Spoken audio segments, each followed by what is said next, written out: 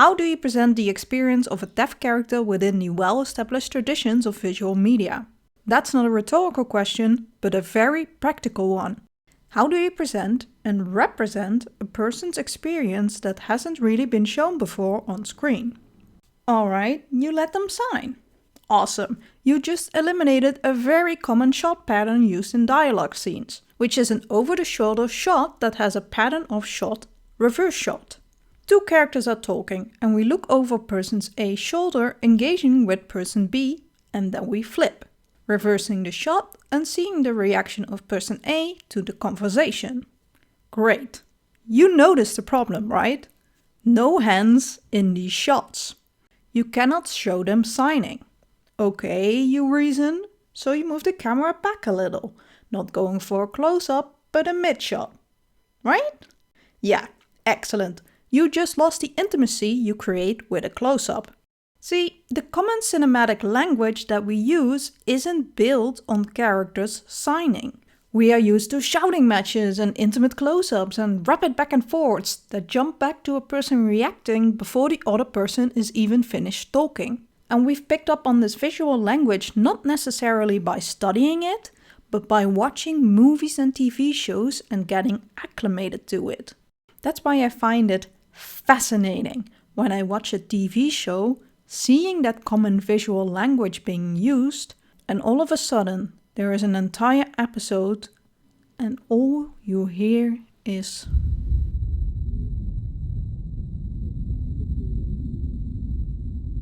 This video is split up into 3 case studies. All 3 shows have a particular episode that focuses on a deaf character. For the first case study, I want to take a closer look at what I, in full honesty, consider one of the most groundbreaking episodes I have ever watched on screen.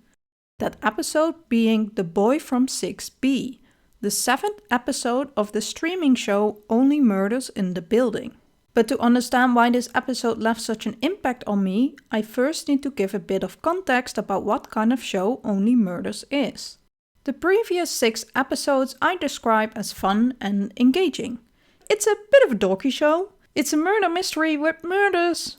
Well, they only happen in one building. The title of the show gave that away, didn't it?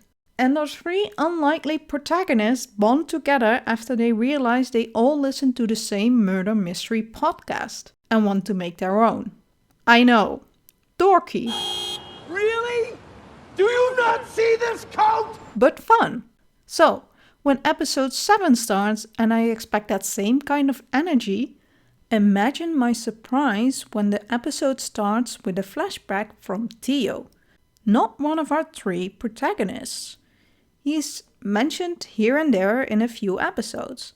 He's around the same age as our protagonist Mabel. Both grew up in this building called the Arconia. But Mabel had a little friend group she did pretend mysteries with whenever she visited the Arconia. But it appears Theo was never a part of this group.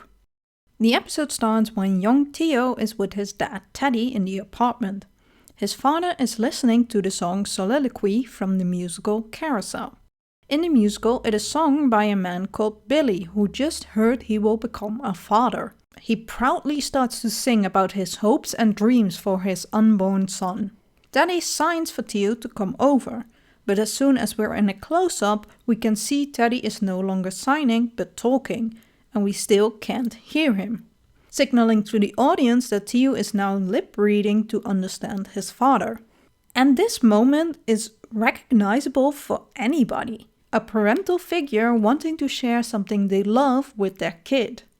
Teddy loves this song and wants his son to experience it too. But Theo is deaf. So what he does is put the headphones on and starts signing the lyrics in an attempt to help Theo understand why he's so passionate about this song. But Theo obviously can't hear and he tries again, puts the volume a little louder this time, starts signing more passionately, and then the mood shifts as that pride Teddy sings about becomes desperation because he wants to share this with his son, but he can't because his son is deaf. And why can't you hear this beautiful song? We are 2 minutes into this episode, and I'm already emotionally torn. No, I'm not deaf, or know that many people in my surroundings who are. But I felt that. I felt that in my bones. How a father just wants to share his passion with his son, and when he physically and emotionally cannot connect because Theo has a disability, he gets so frustrated he accidentally scares the living hell out of his impressionable young son. Teddy instantly apologizes and consoles Theo. But as a viewer, we know the damage is already done. And it's not only the emotion in this scene that hits home so much. The technical aspects of it, the way the scene is told through camera shots and the lack of sound, elevates the moment to a new high. What I love about this scene is that the creators didn't opt for an intercutting perspective. As the audience, we don't get to hear the song at any point in this scene, not even when the camera is through Teddy's point of view. Neither do we get to hear sound when we're in a mid-shot that's not filtered through any of the two characters. Even when the camera is not identifying with Theo, we become deaf, like him. A cheaper version of this would still have the song play, but as soon as we cut to Theo's perspective, it becomes silent. But not in this. They chose that we are forced to experience what Theo is experiencing the entire scene, even when the camera is not identifying with him. There's nothing we as an audience can do except accept we are Theo in this moment. We got back to the present, and honestly, I'm glad because that was a heavy intro to the episode. I'm ready to go back to the goofy vibe of this show. We see Theo spy on a three protagonists. Okay, sure. And then you see dialogue appear on the screen, but you still can't hear anything being said. And that's when it clicks. Oh shit. We're not done, are we? This entire episode is going to be silent. And honestly, I went into hyperfocus after that.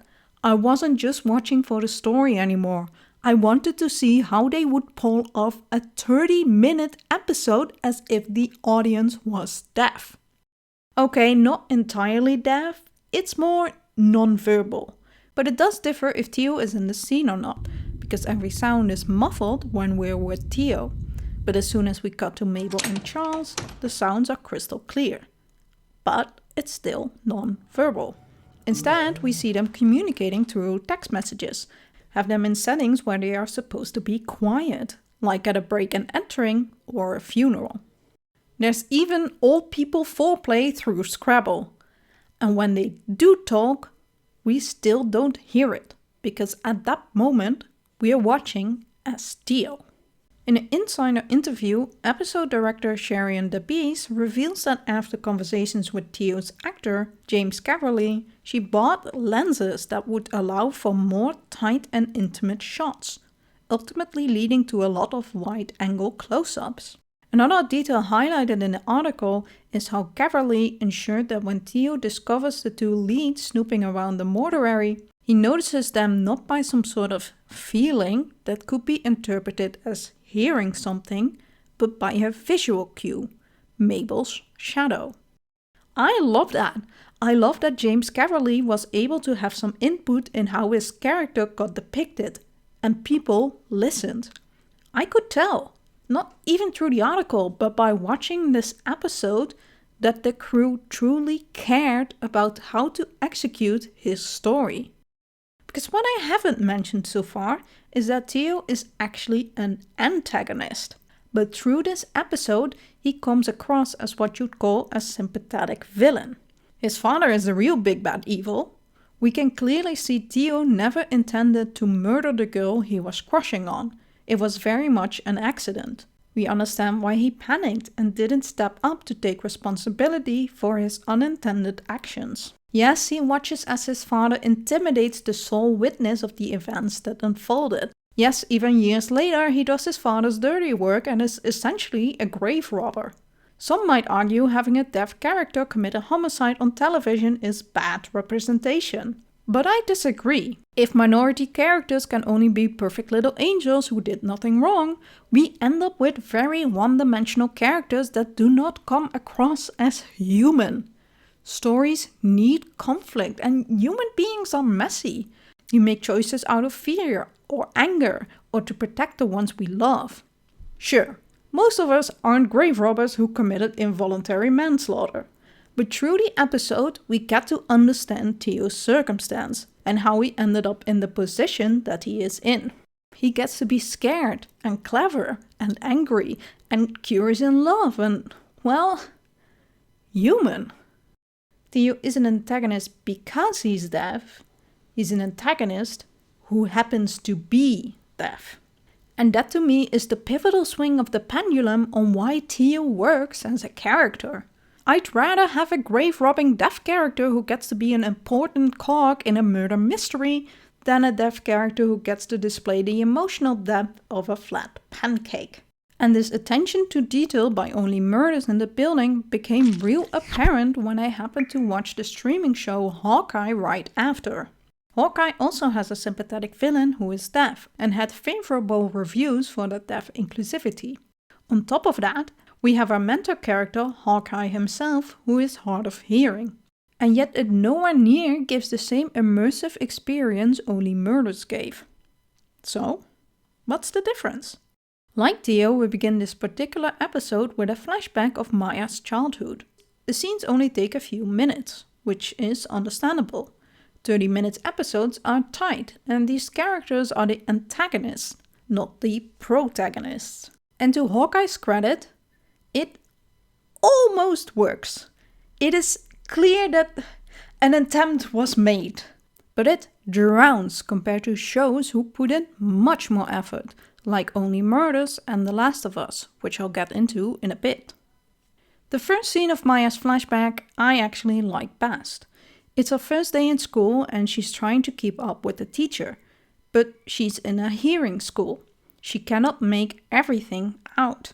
She decides to do the assignment on her own. When the teacher comes up to her, wanting to tell her off for not paying attention, she sees that Maya is trying to do the work and leaves her be. The alienation Maya feels in the scene is subtle but noticeable. Unfortunately, I can't say the same about the next few flashback scenes. It's so ham-fisted with how supportive this dad is, it's a shame when he ultimately, and there it is. I'm sorry, showrunners, but this does not work on the most basic level of storytelling. For us to care for a death, we need to have spent significant time with a character and feel emotionally invested in their journey. I do not have any emotional attachment to this man because I met him 5 seconds ago. I do not feel invested in his story and don't care it's now ending. No, the over-the-top sad music playing in the scene doesn't do the trick either. Actually, that's not a problem I noticed through this episode.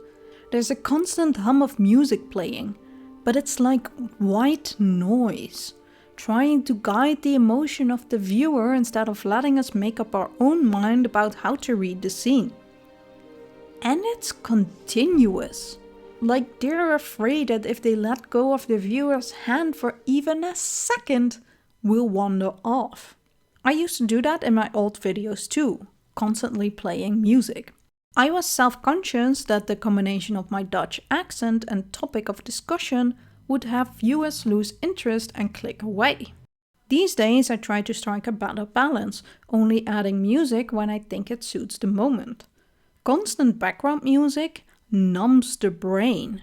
It's an additional layer of noise your brain has to process, and you can mistake that additional processing power you use for interest in the video, or in this case, series. Especially in an episode where your deaf antagonist is introduced and your hard of hearing mentor loses his hearing aids for a bit, I had expected the episode to not rely so heavily on music. But hey, maybe I'm just too spoiled coming right off that incredible episodes of Only Murders. That's one piece of the puzzle on why Hawkeye's portrayal of deaf and hard of hearing characters doesn't work as well. But there's more, and it goes right back to the dilemma I posed at the beginning of this video. Hawkeye uses traditional shot patterns. Close-ups are framed the same way it would for a hearing person, instead of accommodating to deaf actress Alakwa Cox. Almost never do we see the full extent of what she's signing. We are forced to look at the subtitles instead. And I'm not advocating that we constantly have to see what people are signing, by the way, at least not in fictional media. That's not how you cut a scene with spoken dialogue either. It flows nicer if sometimes you use a reaction shot while the other person is still speaking. All I'm saying is, was it really too much to ask to have a tight mid-shot instead of a close-up? Other shows have proven it can be done. Which brings me to a pet peeve of mine that I became more aware of the more I rewatched this episode. That is, all the hearing people keep saying what they're signing. It's not uncommon to mouth along what you're signing, of course, but these people are speaking, even when there's only Maya, who is deaf, in that scene. This is my life, Maya. My life! It was never supposed to be yours! They are not speaking for her. They are speaking for the audience. It's impossible. See, you are one of a kind. Why? I don't know, because then they can continue using the common shots without having to adjust it. That way they don't have to subtitle whole conversations, because Americans hate subtitles so much that they do that ugly voiceover for almost every language. It's okay, Marvel. It's okay, Hollywood. You are allowed to challenge your viewers a bit. As a hearing person, when I watch a story about a deaf person, I expect to be brought along their point of view like you would with any other character. Which means in this case, a different life experience than my own. Make me a little uneasy because I'm not used to certain shot patterns. Accommodate to your character and stop catering to my every need like I'm a little child. This is one of the reasons that makes your story so bland. I did not get the feeling the creators of Hawkeye were willing or able to give the subject the care it deserves. Except for one scene. This is after Clint's hearing aid gets smashed and his son calls. Nathaniel calls him on his mother's phone, so at first Clint thinks he's talking to his wife, asking her to text instead. That is until Kate steps in and quickly writes that a little boy is talking, and Clint connects that this must be his son. There is no life or death stake in this scene, but it is emotional, especially when his son tells him it's okay if he can't come home for Christmas. Woof. It's a small but realistic moment. And the reason this scene works is because for once the audience isn't being catered to. We can't make out what Nathaniel is saying either. We, like Clint, are reliant on Kate's writing. It forces us to be in that moment with him and pay attention to the several emotions going through Clint, which actor Jeremy Renner definitely sells. I love you. I love you more. But what annoys me is that a few scenes later, Clint's hearing aid is treated like it's magic. Without it, he can barely make out a conversation, but with it, he hears pitch perfect. This isn't realistic. Hearing aids help for sure, but it cannot help you gain 100% of your hearing. I feel some more nuance would have benefited this storyline. Speaking of a lack of nuance, there's one joke they use this entire episode, and that is miscommunication. It's used when Clint signs some nonsense to Maya, and then later on used time and time again when Clint's hearing aid gets smashed and he can't hear everything Kate's saying. Like, isn't it funny that they're saying the exact same thing? It's not like they're making fun of Clint's disability or anything. We would have had an entirely different conversation if that were the case. But the jokes just feel a bit cheap. These same jokes could have worked exactly the same if there was a lot of noise in the background, for example. Here, we were facing the other way. You were facing the other way. Yeah, just You really think so? I'm not sure I can do that. Let's walk the dog. Lastly, and the point that bugged me the most, were Maya's convictions in this episode. Most notably, her frustrations with Clint. She's annoyed that he hasn't fully mastered sign language, and Maya even expresses disappointment in Clint for relying on technology, his hearing aids. No, she means your hearing aid. Ah, You might find you're better off without it. As if she doesn't have a fucking prosthetic leg. That's relying on aiding technology too, Maya. Jeez. It's such an odd position to take, and I've never seen a human outside of fiction seriously defend it. Honestly, I'd love to be proven wrong. So if you're deaf or hard of hearing and think Maya actually has a point, please let me know. But the way I interpret it, it sounds like this line of thinking wasn't properly consulted with people in the deaf and hard of hearing community. Like, how dare you make use of available technology that makes it possible for you to hear slightly better and be able to follow conversations without fully having to rely on lip reading? When you're born in a society that is accommodated to people who can hear, let's not blame the people who want to increase their odds to try and participate in a model of society where, unfortunately, the deaf community tends to be, at best, an afterthought. If anything, this motivation tries to forge a rift between the two, where Maya's logic only makes sense if she is jealous that Clint is hard of hearing and not deaf, like Maya. That's why she guilts him by saying he shouldn't be, essentially, weak for not embracing his disability. Okay, Kung Fu Panda, I'm super fucking happy not relying on technology works for you in your isolated temple somewhere in the mountains removed from the rest of the world. But unfortunately, we live in a society that still needs to learn to include minority groups and accommodate in their needs so they can participate in it like any other human being. But I'll try to keep your concerns in mind while you live in your alternate and gated reality where your world is so small you do not run into any of these obstacles. Maya saying Clint shouldn't rely on technology, to me, is so removed from any worldly and societal context that I cannot possibly take it seriously. And I don't blame Maya. I blame the writers. It doesn't feel like a motivation rooted in reality at all. It seems they just needed Maya to be angry with Clint and crush his hearing aids for an episode. I wish I could have been more positive about the show, especially since Marvel has such a massive following.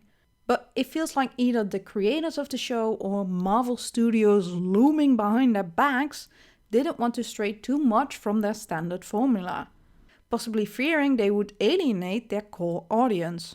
I sincerely hope that the upcoming series Echo doesn't copy-paste the normal Marvel formula and actually gives the series the attention and space it not only needs, but deserves. I won't exactly be holding my breath or anything, but now that Maya has the leading role, I hope the cinematography and dialogue is more accommodating towards her, if only for Alakwa Cox's sake. Hi, Editing Sam here. So, yeah, this video has been over 2 years in the making. I was planning to release it in fall, so it would come out before Echo released. Yeah. Life happened and that show is out now. I just binged it. They do follow the Marvel formula. It's still heavily reliant on music and have people speak alongside their signing, which is still so odd when Maya is the only other person in the scene. But sometimes they don't and just speak ASL. I don't know, it's a weird mix. It's sort of dependent on the character, but also not? I'm not sure, I couldn't find any pattern.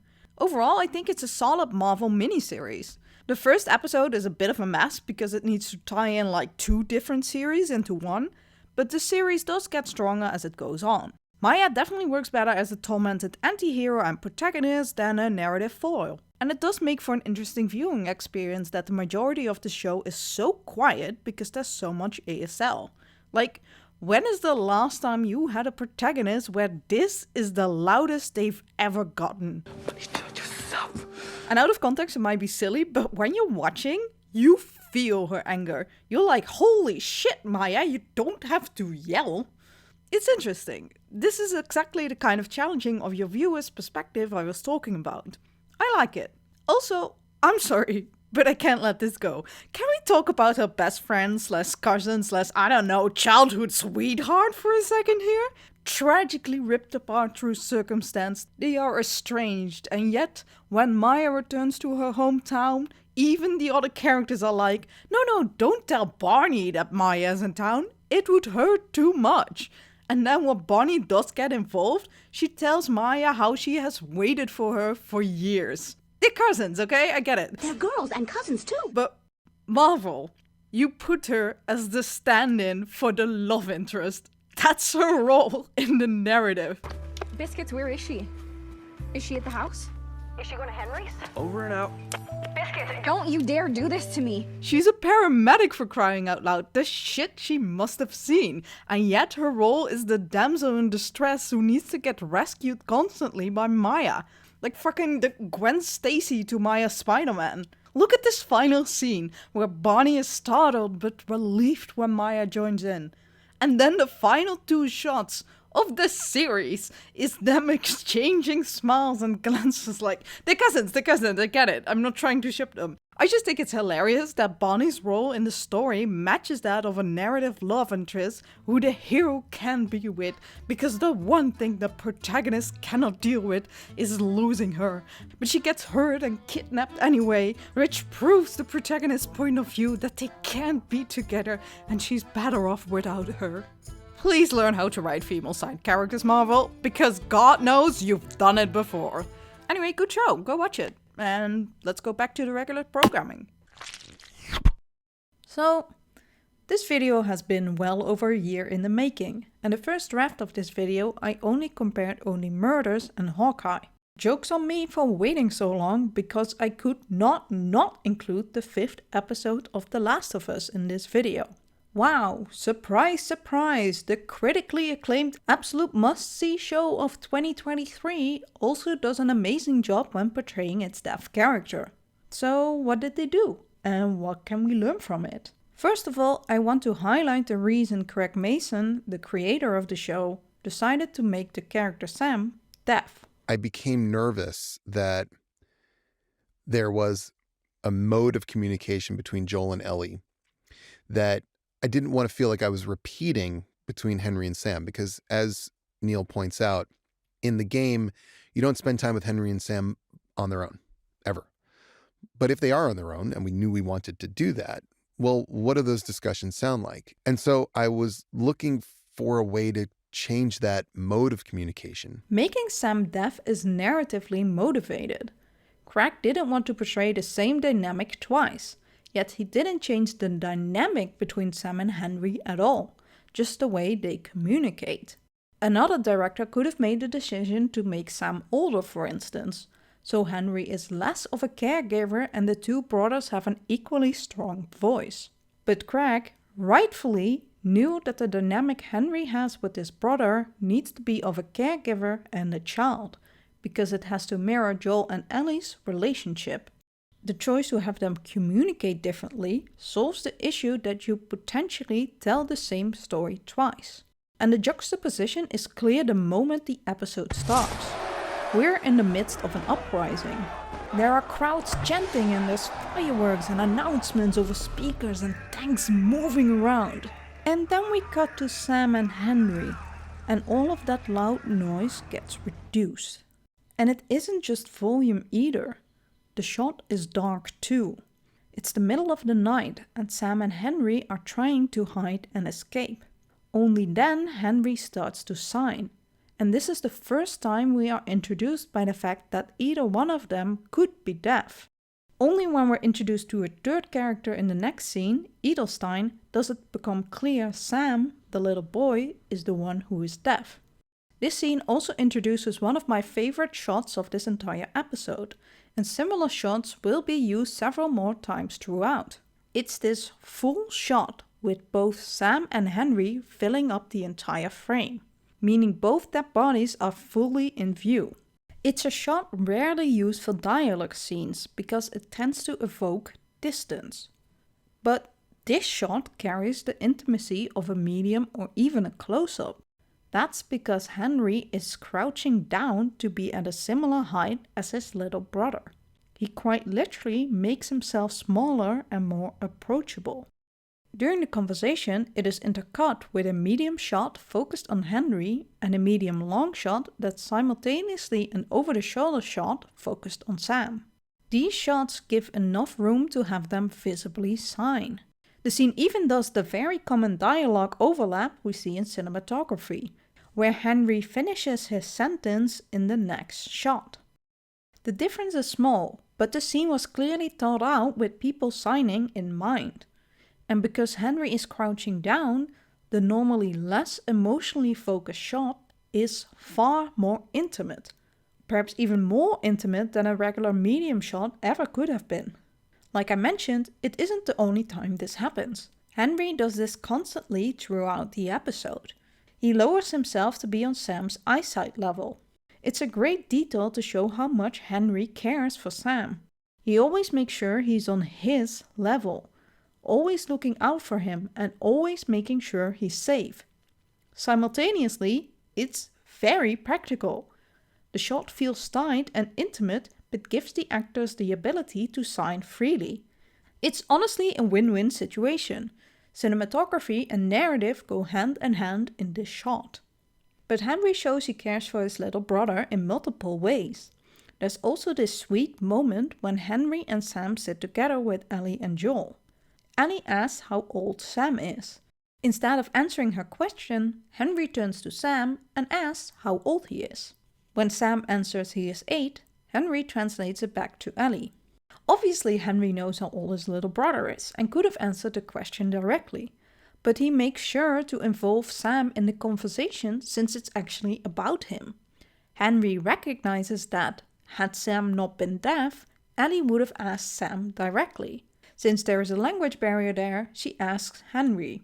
Yet he also uses this the other way around, to turn the odds in his favor. When Henry is laying out his escape plan, he barely manages to convince Joel and Ellie it will work. When Sam asks what they're saying, Henry does not sign, he speaks as well. He says out loud, "They're going to help us escape." This motherfucker, I swear to God, it is the right amount of cunning and smart-assery.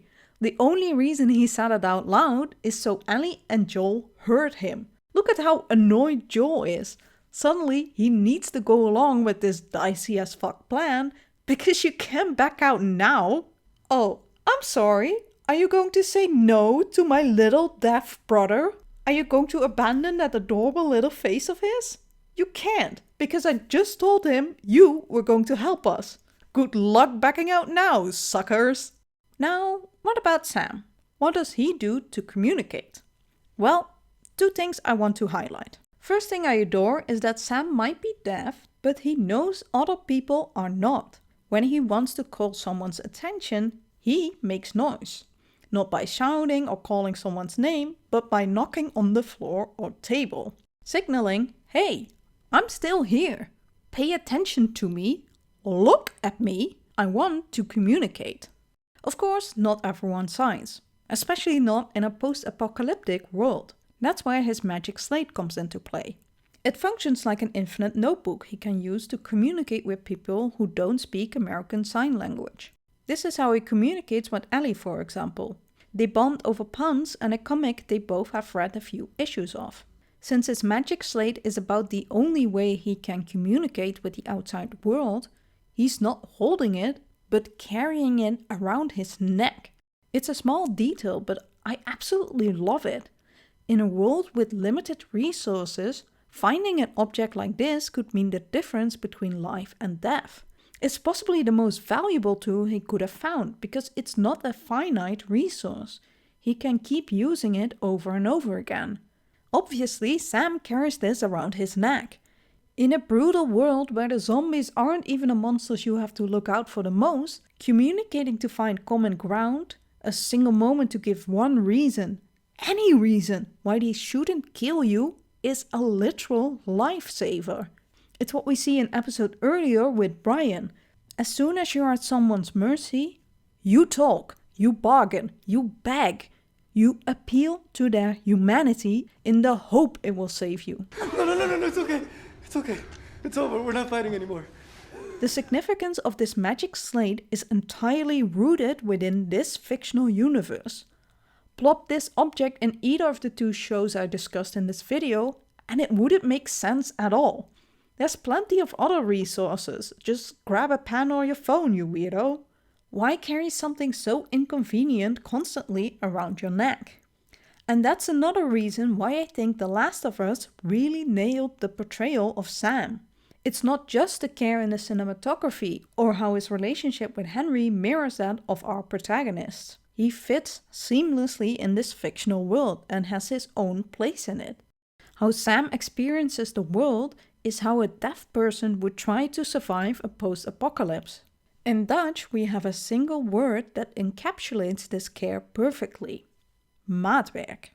It has its roots in tailoring, where clothes were measured, tailored if you will, to a specific person.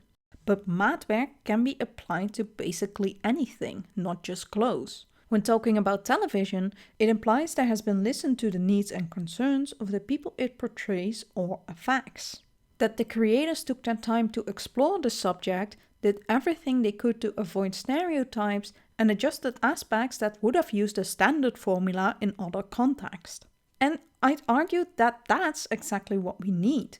You need cinematographers who recognize that they'll need to rethink regular shot patterns and camera lenses and adjust them to fit the needs of a deaf character. You need directors who do not add a deaf character for the sake of having one, but because it adds to the source material and uses it as an opportunity to reflect your protagonists in a unique way. And you need scriptwriters who don't write lines that a deaf person wouldn't argue seriously in the real world. If the scriptwriters are not part of the community, they need to at least have some consultants on hand and incorporate their advice seriously. Not every show can dedicate an entire experimental episode where nobody speaks until the very last second. And that's okay. That's maatwerk. It worked splendidly for Only Murders because that's what the show required in that moment.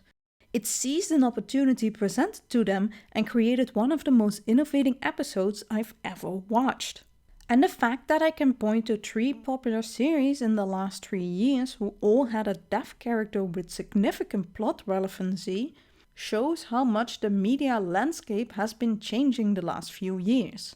But I genuinely hope this is still the beginning of deaf cinema, of inclusive cinema, of cinema that does not show diversity for diversity's sake, but simply because these are incredibly interesting stories that deserve to be told. Our society has so much diversity and unique voices we never properly heard from before. Yet the film industry keeps betting on the same horse, the same formula, like that's not going to bore us.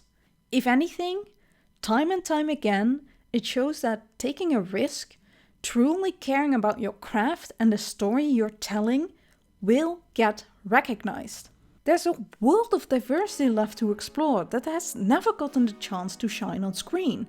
So hey, let's grab a backpack and start exploring.